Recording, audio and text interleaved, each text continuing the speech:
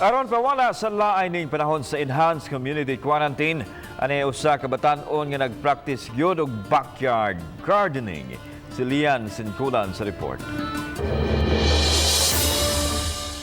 Gipahimusla ni ining 19 anyos nga si Mark Cueva, taga Barangay San Isidro sa Dakbayan sa Talisay, ang panahon sa enhanced community quarantine. Kinitungod kay gawas sa panimalay sa iyang apuhan, nangunay gyud siya og pananom og mga utanon. Kaganiha, baguhay lang niyang natanom ang sibuyas dahon nga napalit niya dihang may nanuroy og utanon sa ilang sityo.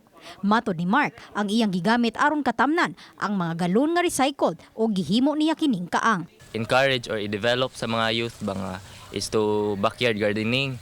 Kay if may ta og backyard gardening good ma'am, kay aside sa organic sad siya, makasave ta og kwarta good sa kuan. Makasave ta og money. Usa ka agriculture student si Mark, mao nang mahiligo na gud siya nga mananom. Nagtungha siya sa usa ka eskwelahan sa lungsod sa Argao ug didto sa iyang giabangan aduna usab siya'y mga natanom. Kini sama sa sili, mga mani, munggos ug uban pa. Gani ubay-ubay na usab siya og na-harvest gumikan sa pagpananom. Karon kay napundo lang una siya sa Dakbayan sa Talisay, nagsugod na lang usab siya og pananom. Matod ni Mark nga aron mabuhi gyud ang mga gipangtanom ning panahon sa ting-init, kinahanglan nga landong ang lugar nga butangan niini. If ngon aron ting init, so mangita ta og lugar nga kanang shaded lang siya kay different ka mga klase-klase nga matanom, klase-klase man sad na nga kanang sunlight nga ilang kuan. For example, ngon ta moingon ta og kanang ornamentals nga kay cactus, mga succulents.